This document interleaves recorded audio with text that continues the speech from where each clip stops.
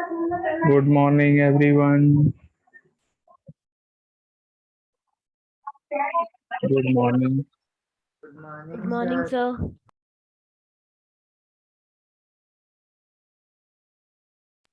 Sir आज आप offline नहीं गए?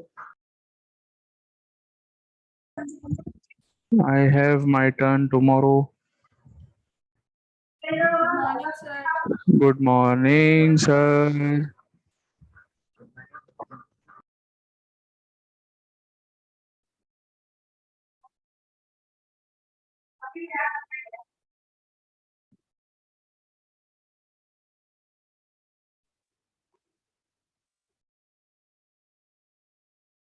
Good morning, sir. Good morning, sir.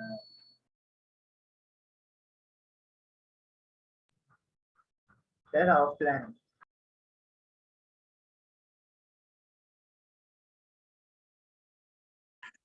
बेटा कल हम लोग क्वाड्रिलेटरल्स चैप्टर की वर्कशीट एक हमने करी थी. आई होप आप सबको सब कुछ क्लियर हो गया.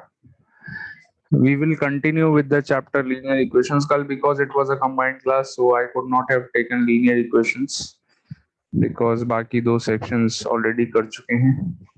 So let's come back to the chapter linear equations again. Let's finish it and then we will again start the revisions.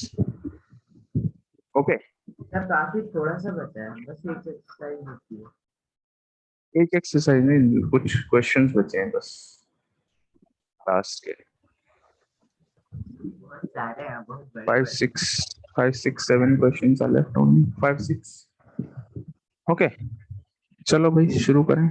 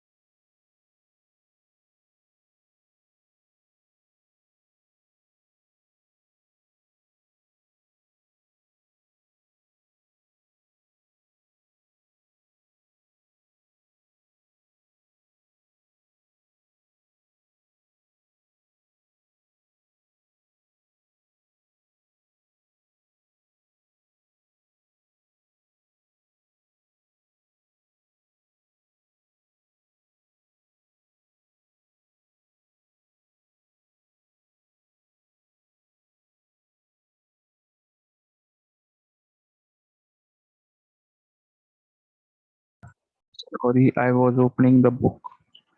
Yes. We have to do question number 18. No, 18 we have done. 19. To do question 19. A steamer goes downstream from one port to another in 9 hours. It covers the same distance upstream in 10 hours. बेटा बहुत important है. Extremely important questions हैं ये. कौन से वाले मैं बता दे रहा हूँ. ये स्टीमर वाला हो गया, इसके बाद क्वेश्चन नंबर 20 हो गया, उससे पहले हमने क्वेश्चन 11 12 करे थे, बहुत इंपॉर्टेंट, वो 2 डिजिट नंबर वाले जो क्वेश्चंस थे.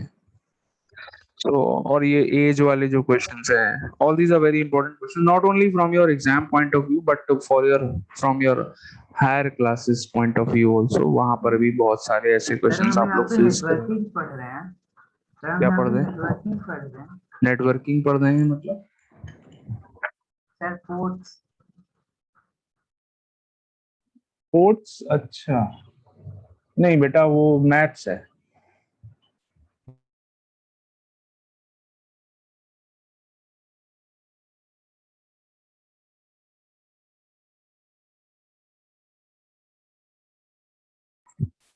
ओके, चलो भाई शुरू करते हैं। So I will first of all explain what is the base of this question. सबसे पहली बात तो ये समझो बेटा, बहुत ध्यान से समझना, आगे तक काम आएगा। समझ रहे हो? Yes, sir.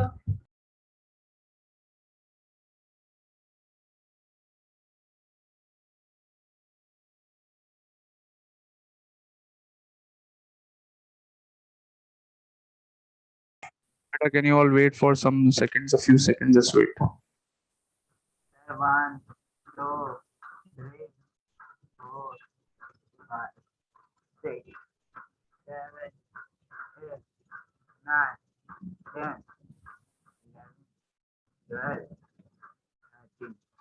14. Okay. So there is steamer. बेटा स्टीमर में अब यहाँ पर क्वेश्चन में दो इंपॉर्टेंट टर्म्स यहाँ पर यूज हुई है, upstream and downstream. Steamer का मतलब जानते हैं kind of a boat, boat ही का टाइप है स्टीमर। ठीक है, तो ऑब्वियसली बोट कहाँ चलती है? वाटर में चलती है। तो वाटर को यहाँ पे स्ट्रीम भी बोला गया होगा कहीं पर, कहीं ना कहीं ये टर्म यूज करी होगी, stream, speed of the stream. Stream मतलब पानी का जो फ्लो होता है उसे स्ट्रीम बोलते हैं। आपको आपने देखा होगा पानी भी फ्लो करता है, तो जैसे रिवर्स वगैरह में, रिवर्स में पानी फ्लो करता है ना किसी पर्टिकुलर डायरेक्शन में। तो फॉर एग्जांपल मान लीजिए ये एक रिवर है, ठीक है, ये रिवर जो है इसका पानी मान लीजिए इस डायरेक्शन में फ्लो कर रहा है। अब आप मान लीजिए एक बोट पर सवार हैं, you are there on a boat, ठीक है, ये आपके पैर, बोट ट्रांसपेरेंट है, पैर आपके दिख रहे हैं नीचे बोट के। सो ये बोट आपकी सेम डायरेक्शन में जा रही है। एक केस तो ये हुआ, जिस डायरेक्शन में पानी जा रहा है उसी डायरेक्शन में बोट जा रही है। तो भाई फायदे वाली बात है या नहीं है? बताओ, कॉमन सेंस बताओ जरा मुझे, इसमें फायदा होगा? जिस डायरेक्शन में आप जा रहे हैं उसी डायरेक्शन में पानी भी जा रहा है। अब मान लीजिए पानी यहाँ जा रहा है और आप जा रहे हैं वापस, यानी कि अब आपकी बोट जा रही है इस डायरेक्शन में, पानी जा रहा है उल्टी डायरेक्शन में। तो कौन सी चीज में, कौन से केस में ज्यादा फायदा मिलेगा आपको, इधर वाले में या उधर वाले में? फर्स्ट केस में या सेकंड केस में? Left, first. फर्स्ट केस में। ऑब्वियसली फर्स्ट केस में क्या होगा, actually the water, the flow of water, इसको स्ट्रीम बोलते हैं। फ्लो ऑफ वाटर यानी कि स्ट्रीम, स्ट्रीम, ठीक है। तो the flow of water will help you go wherever you want to go, in the direction you want to go, उसमें help करेगा flow of water first case में। तो ऐसे केस को हम बोलते हैं डाउन स्ट्रीम। क्या बोलते हैं बेटा? Down Downstream. स्ट्रीम। और जिस केस में वाटर अब आपके काम को आसान नहीं करेगा, उल्टा और मुश्किल कर देगा, सेकंड केस में, क्योंकि वाटर राइट में जा रहा है, आप जा रहे हैं लेफ्ट में, यानी कि वाटर तो आपको रोकेगा, जहां आप जाना चाह रहे हैं वहां से जाने से रोकेगा वाटर। तो ऐसे केस को बोलते हैं अपस्ट्रीम, ठीक है। मान लीजिए वाटर की जो स्पीड है वो है y किलोमीटर पर आवर, और आप बोट चलाते हैं x किलोमीटर पर आवर की स्पीड से। अगर पानी रुका हुआ है तो आप इस x किलोमीटर पर आवर की स्पीड से बोट चलाएंगे मान लीजिए, तो आपकी और वाटर की स्पीड डाउन स्ट्रीम के केस में ऐड हो जाती है। यानी कि मान लीजिए आप 10 किलोमीटर पर आवर की स्पीड से अगर बोट चला रहे हैं, पानी रुका हुआ है स्टिल वाटर में, स्टिल वाटर बोलते हैं उसको, ठीक है, रुके हुए पानी में अगर आप बोट चलाएंगे तो 10 की स्पीड आएगी आपकी, 10 किलोमीटर पर आवर की। और मान लीजिए बोट की जो, सॉरी, वाटर की जो स्पीड है वो 2 kilometre per our, 2 kilometre per our की स्पीड से वो पानी भी फ्लो कर रहा है। तो वाटर ऑब्वियसली आपको हेल्प करेगा, तो आपकी नेट स्पीड जो निकल के आएगी वो कितनी आएगी? 10 प्लस 2 ऐड हो जाएगी, वाटर की स्पीड उसमें हेल्प करेगा। तो कितनी आ जाएगी net speed? 12 kilometre per hour. Am I right और नॉट? थोड़ा सा फिजिक्स का छोटा सा प्यारा सा कॉन्सेप्ट है। और ऐसा ही अगर अप स्ट्रीम के केस में होता है तो उल्टा काम होगा। नेट स्पीड कितनी निकल के आएगी? Sir, y minus. X minus y. भाई बोट की स्पीड ज्यादा होगी तभी तो आगे बढ़ेगी, वरना पानी की स्पीड ज्यादा हुई तो बोट पीछे चली जाएगी, है नहीं? तो बोट की स्पीड है 10, स्टिल वाटर में बोट की स्पीड 10 है और पानी की स्पीड 2 किलोमीटर पर आवर है, तो बोट की स्पीड में से पानी की स्पीड माइनस हो जाएगी, यानी कि नेट स्पीड जो निकल के आएगी वो आएगी 8 किलोमीटर पर आवर। ये बात आप लोगों को समझ में आएगी? Yes, sir.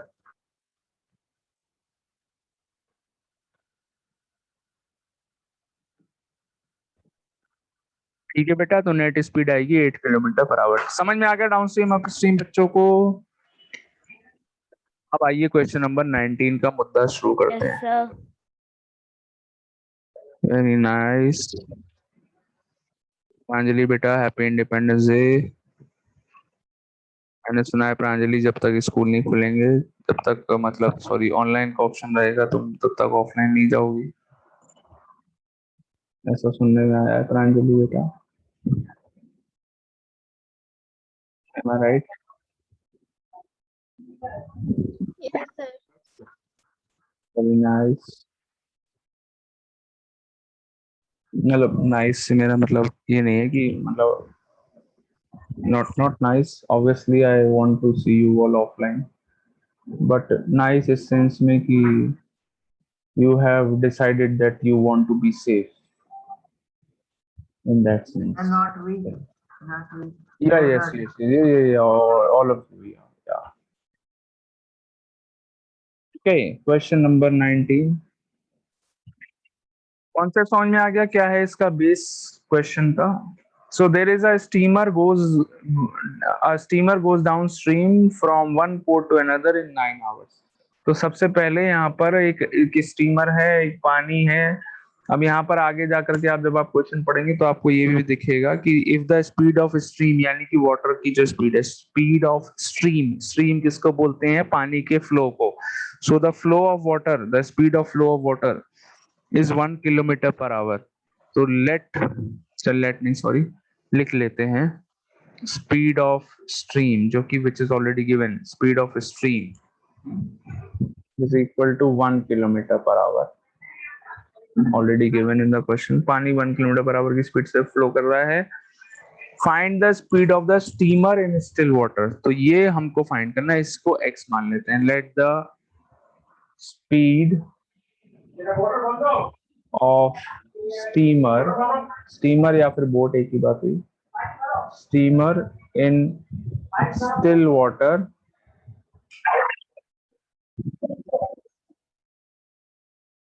यार आप बोल रहे थे ना स्पीड ऑफ स्टीमर, मैं लिखा स्पीडर।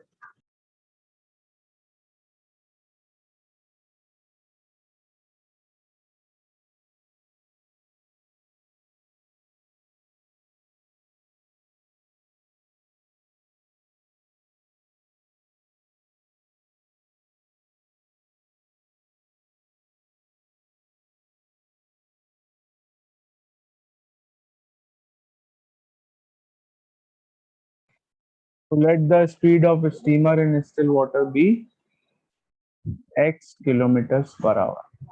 ठीक है बेटा, ये हमने स्पीड ऑफ स्टीमर मान ली। अब दो केसेस बना लेते हैं। एक केस होता है डाउनस्ट्रीम का, अभी इसके बारे में बात करते हैं। डाउनस्ट्रीम आप भी इस तरीके से कॉलम्स बना सकते हैं। अप स्ट्रीम, ज्यादा बड़ा कॉलम मत बनाना।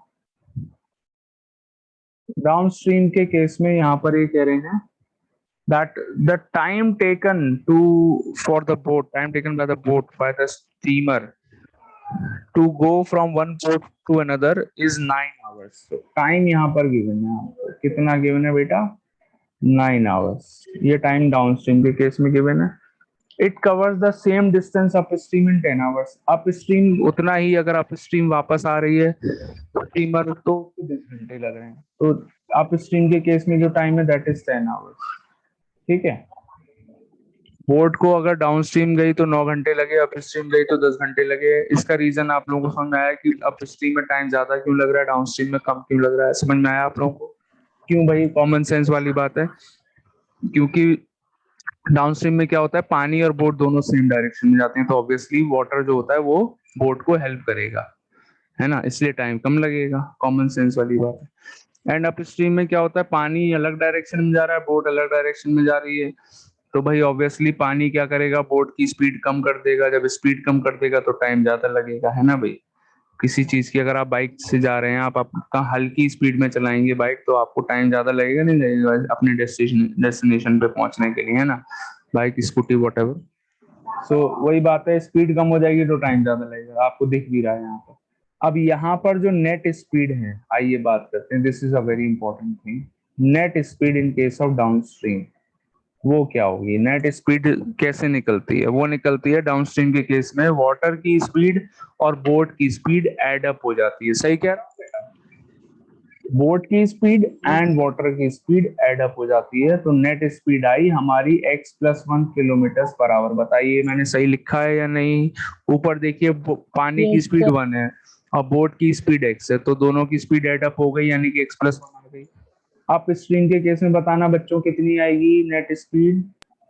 x-1 kilometre our. Yes, x-1 kilometre per our. कमाल कर दिया। यहाँ पर माइनस हो जाएगी क्योंकि बोट अलग जा रही है, पानी अलग जा रहा है, यानी कि माइनस हो गई। डिस्टेंस का फॉर्मूला बचपन से हम लोगों ने पढ़ा है, क्या है बच्चों? Distance equal to speed into time. Speed upon science, time. Speed Speed into, into time. हाँ साइंस में पढ़ा था आपने। तो डिस्टेंस आइए निकालते हैं, डी वन मान लेते हैं इसको।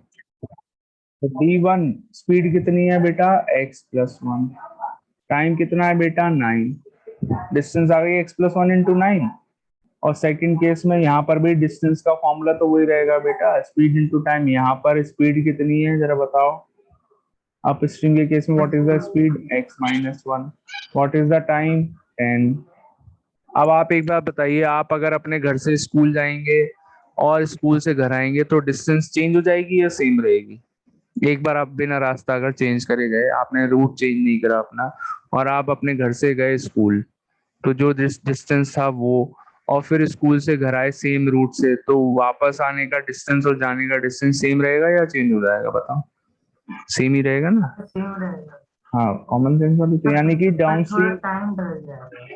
हाँ टाइम है, वो आपकी स्पीड पे डिपेंड करता है, लेकिन डिस्टेंस चेंज नहीं होगी, इस बात की तो गारंटी है। स्पीड तो कम हो ही जाएगी ना जब स्कूल से वापस आते हैं। अरे भाई भाई, स्पीड तो वो किसी भी रीजन से कम हो, उससे हमें कोई मतलब नहीं। स्पीड कम हो ज्यादा हो, टाइम टाइम भी उसके अकॉर्डिंग चेंज हो जाएगा, टाइम कम या ज्यादा जो भी होगा, लेकिन डिस्टेंस तो उतना ही रहेगा। तो डिस्टेंस जो यहाँ का है डाउनस्ट्रीम का, पहले एक पोर्ट से दूसरे पोर्ट गए थे, फिर उसी दूसरे पोर्ट से पहले वाले पोर्ट पे वापस आ गए, तो डिस्टेंसेस दोनों केसेस में जो है वो इक्वल रहेगा। बताइए, d1 d2 के इक्वल हो जाएगा, है ना। और d1 कितना है बेटा? x+1 × 9 है।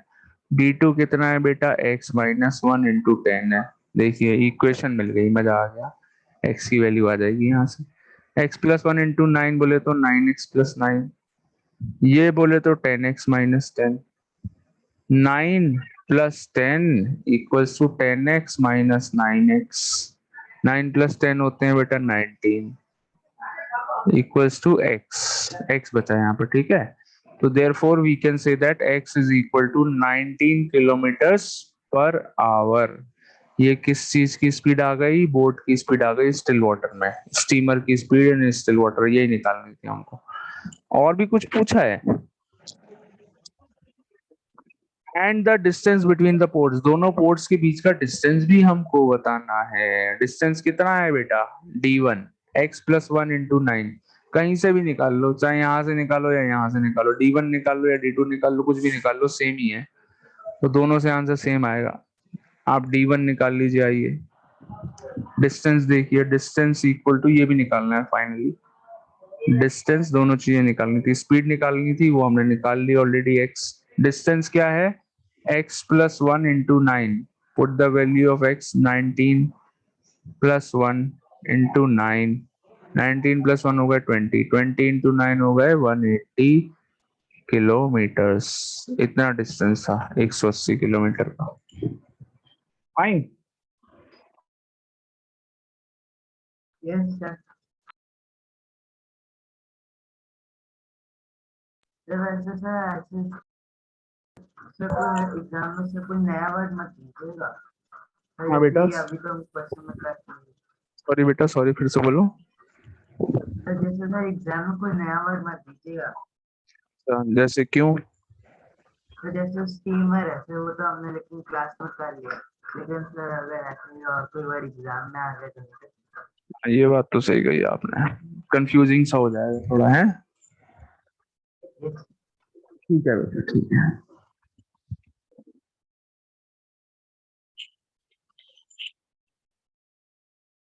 सर कल दिल्ली जीती। सॉरी, सर कल दिल्ली जीती। कल दिल्ली जीत गए? अच्छा अच्छा अच्छा अच्छा, बताइए।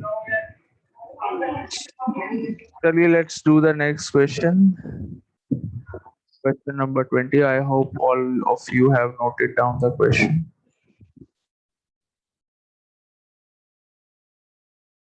Yes sir.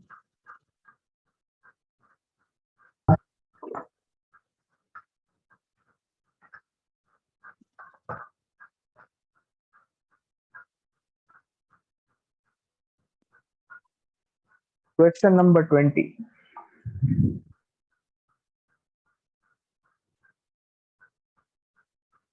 The distance between two stations. These questions are quite lengthy. Each question is taking 15-20 minutes. Actually, I have to explain all the concept of the question, all the base. I have to prepare you all for the बहुत time लग रहा है उस तैयारी में for all this. The distance between two stations is 300 kilometers. Two motorcyclists start simultaneously from these stations and move towards each other. The speed of one of them is 7 km per hour more than the other. If the distance between them after 2 hours of their start is 34 kilometer, find the speed of each motorcyclist. Check your solution. Check your solution कैसे? बेटा नहीं करना, check नहीं करना, last में काट लो check your solution. ठीक है, let me explain the question. There are two motorcyclists. ठीक है, दो जगह से डिस्टेंस, जहां पर मतलब डिस्टेंस दोनों के बीच का जो है that is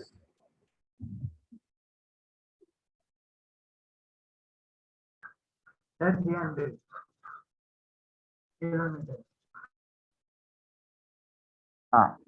so the distance between two stations is 300. दो स्टेशन हैं, मान लीजिए एक है station A and the other one is station B. ये दो स्टेशन हैं, इनके बीच का जो डिस्टेंस है दैट इज 300 किलोमीटर। तो इस पॉइंट से यहाँ तक की जो डिस्टेंस है दैट इज 300 किलोमीटर, बी तक की। This is 300। आप कह रहे हैं यहाँ से दो मोटरसाइकिलिस्ट अपनी अपनी साइड मोटरसाइकिल लेकर के चल पड़े। एक ए से चला, दूसरा बी से चला, टुवर्ड्स ईच अदर, यानी कि ए वाला बी की तरफ भाग रहा है, बी वाला ए की तरफ भाग रहा है। They started moving towards each other. The speed of one of them is 7 km per hour more than the other. दोनों में से एक बंदा ऐसा है जिसकी स्पीड दूसरे वाले से 7 km per hour ज्यादा है। तो मान लीजिए जो ए वाला है उसकी स्पीड कम है, वो मान लीजिए x km/h है, और बी वाला जो है उसकी स्पीड कितनी हो जाएगी बेटा, बताओ जरा आप मुझे। वो थोड़ा तेज भाग रहा है, यहाँ पे लिखा हुआ है 7 km/h एक्स ज्यादा प्लस है, यानी कि 7। इसकी हो गई x+7 km/h स्पीड आ गई इसकी। ठीक है। अब यहाँ कह रहे हैं 2 घंटे के बाद ऐसा हुआ, हमने कुछ ऐसा ऑब्जर्व किया कि दोनों मोटरसाइकिलिस्ट ऑब्वियसली 2 घंटे में कुछ डिस्टेंस कवर कर लेंगे, है ना। एक दूसरे की तरफ जा रहे हैं, भाग रहे हैं, 2 घंटे में कुछ ना कुछ पर्टिकुलर डिस्टेंस दोनों लोग कवर कर लेंगे। तो 2 घंटे बाद ऑब्जर्व किया कि 34 किलोमीटर अभी भी दूर हैं दोनों एक दूसरे से। दोनों के बीच का जो डिस्टेंस रह गया वो 34 किलोमीटर रह गया, लेकिन अभी भी है थोड़ा गैप। तो दैट मीन्स मान लेते हैं कि ए जो है वो यहाँ पॉइंट सी तक पहुंच गया, पॉइंट सी तक पहुंच गया ए 2 घंटे में, एंड बी जो है वो 2 घंटे में पॉइंट डी तक पहुंच गया, डी पॉइंट तक। ठीक है। तो अब आपको बताना है दैट, सॉरी, और अब 2 घंटे बाद ऐसा हुआ कि ए पहुंच गया पॉइंट सी तक, और मतलब ए से जो स्टार्ट करा था वो पॉइंट सी तक पहुंच गया, एंड जिस मोटरसाइकिलिस्ट ने बी से स्टार्ट करा था वो पॉइंट डी तक पहुंच गया। एंड इसके बाद भी अभी भी इन दोनों के बीच में जो डिस्टेंस है दैट इज 34 किलोमीटर्स, यानी कि सी और डी के बीच का डिस्टेंस 34 किलोमीटर आ गया अभी भी।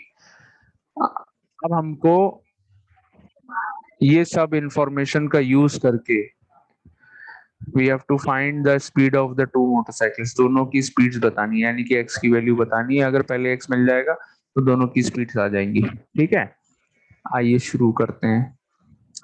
सबसे पहले हम बात करते हैं, यस अगर हम लोग जिस मोटरसाइकिल से 20 से स्टार्ट किया था उसकी सारी प्रोग्रेस को 14 से माइनस कर दे तो फिर दोनों की प्रोग्रेस सेम आ जाएगी ना। फिर से बोलो बेटा। सर ये बी वाले से जिसने स्टार्ट किया था हाँ हाँ उसकी प्रोग्रेस 14 किलोमीटर ज्यादा होगी ना ए वाले से। जी हाँ जी हाँ जी हाँ, सही कह रहे हैं, हाँ जी हाँ जी, सही कॉन्सेप्ट है, लेकिन इसका यूज हमको बिना करे ही आंसर आ जाए। एक सेकेंड बेटा होल्ड करिए।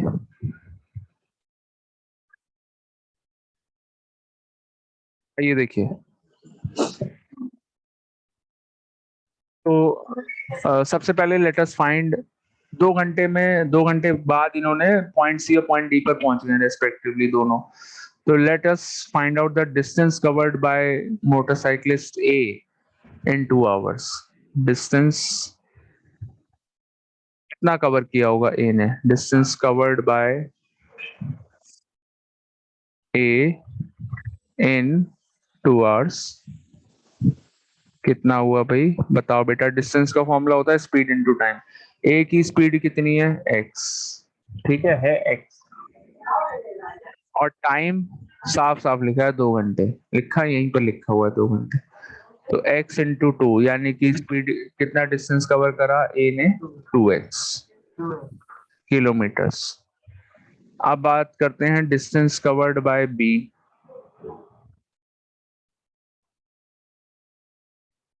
Distance covered by B in again 2 hours कितना बेटा? बी की स्पीड कितनी है बेटा? x+7 है। Speed into time formula use करेंगे, x+7 इंटू 2। टाइम उतना ही है, 2 घंटा, लेकिन स्पीड बी की ज्यादा है, x+7 है उसकी स्पीड। तो ये आ गया, जब आप ब्रैकेट ओपन कर लेंगे तो ये आ जाएगा 2x+14। ठीक है, अब देखो जरा ध्यान से, ए ने जो डिस्टेंस कवर करा है वो क्या है? AC है, एम आई राइट? ए ने जो डिस्टेंस कवर करा है वो AC है। तो अगर मैं ऐसा लिखूं कि AC, ए का डिस्टेंस कवर्ड, प्लस बी ने डिस्टेंस कितना कवर करा? BD, बी का डिस्टेंस BD, और प्लस सी इनको और डी माइनस के कर बीच का देंगे तो डिस्टेंस, सुनो सुनो सुनो सुनो सुनो, और प्लस सी और डी के बीच का डिस्टेंस CD। ये तीनों ऐड करके क्या मुझे ए से बी तक का टोटल डिस्टेंस मिल जाएगा, यानी कि AB। ध्यान से देखिए, AC plus BD plus CD, तीनों डिस्टेंसेस अगर ऐड कर दूंगा तो AB की इक्वल आ जाएगी। फिगर में देखिए, फिगर से समझ जाएंगे आप। AC plus CD plus BD, तीनों डिस्टेंसेस ऐड करके equal to AB। AC distance कितना है? Distance covered bye A 2x है। BD डिस्टेंस कितना है, यानी कि डिस्टेंस कवर्ड बाय B, वो कितना है? देखो बेटा 2x+14 है, लगा दी वैल्यू। और CD डिस्टेंस कितना है? साफ साफ लिखा हुआ है फिगर में, 34। ये सब ऐड करके टोटल डिस्टेंस AB की इक्वल, यानी कि 300 के equal.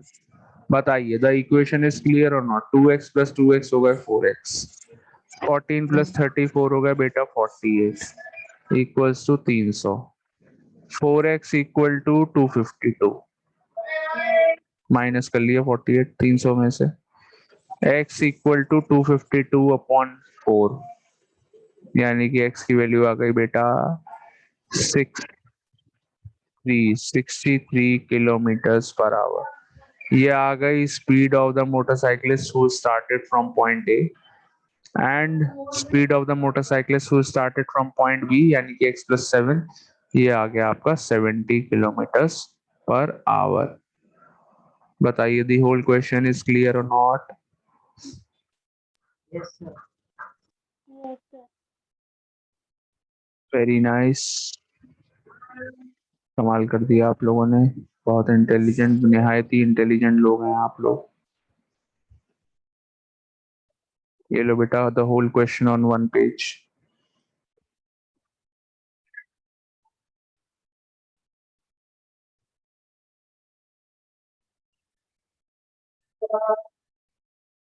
Have you all understood beta nicely? Yes, sir. Okay. The next question, question number 21. It is written that divide 150 into three parts such that second number is 5/6 the first and the third number is 4/5 the second. ठीक है भाई, 150 को तीन parts में काटना है। ये कह रहे हैं second number is 5/6 of the first, so let the first one be x, let the first part be x, the second part कितना हो जाएगा 5/6 of the first part यानी कि 5/6 of x. Let's start. Done बेटा, शुरू करें। Yes, sir. Question 21, this is saying that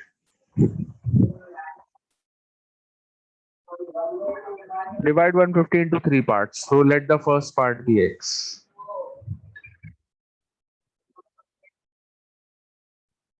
first part be x, तो second part कितना हो जाएगा, सेकेंड पार्ट हो जाएगा आपका 5/6 of the first part. 5x upon 6. Very The nice, 5x upon 6. And the third part, ये ध्यान से देखना, थर्ड पार्ट के बारे में कह रहे हैं, the third part is, the third part is 4/5. the third part is 4/5 of the second, 4/5 of the second part, 4/5 of यानी कि ब्रैकेट लगाएंगे, of the second part, second part बोले तो 5x/6, सेकेंड पार्ट देखो बेटे कितना है 5x/6 है, तो 4/5 ऑफ 5x/6। अब यहाँ पर थोड़ा सा सिंप्लीफाई करोगे तो 5 से 5 कट जाएगा, 4 को काट दोगे 2 आ जाएगा, 6 को काट दोगे 3 आ जाएगा, that means 2x/3। Any doubt in this? No doubt. अब ये तीनों पार्ट्स किसके हैं, किसके तीन पार्ट करे थे हमने, 150 के तीन पार्ट करे थे, यानी कि तीनों को ऐड करेंगे तो ये 150 आ जाएगा, x plus 5x/6 plus 2x/3 equals two 150। Any doubt? Can you solve the equation yourself? Yes, sir. Find out the LCM and add the numbers in the LHS and then solve the equation. करिए बेटा, मैं wait कर रहा हूँ आप लोगों के answers.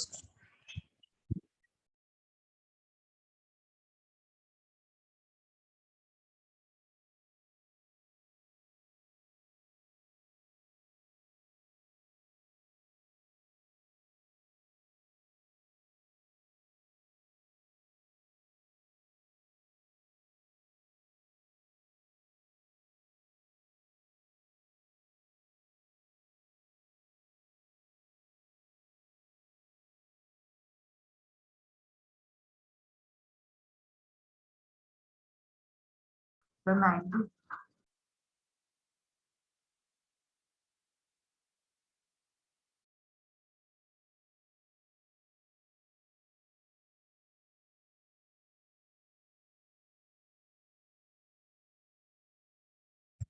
Yes बेटा, have you got the answers? Sir, x is equals to 60. X equals to 60. Let's find 6x plus 5x plus 4x. So this means 15x upon 6. बिल्कुल सही है बेटा, x equal to 60, 150 into 6 upon 15, 15 से cut जाएगा 10, x equal to 60। First part आ गया, बाकी के दोनों पार्ट्स निकालो बेटा, सेकंड एंड थर्ड x की वैल्यू पुट कर दो।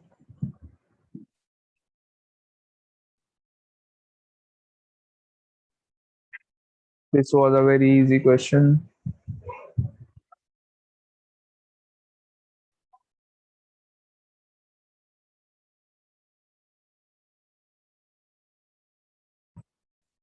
Find the value of the second and third path, जल्दी करिए।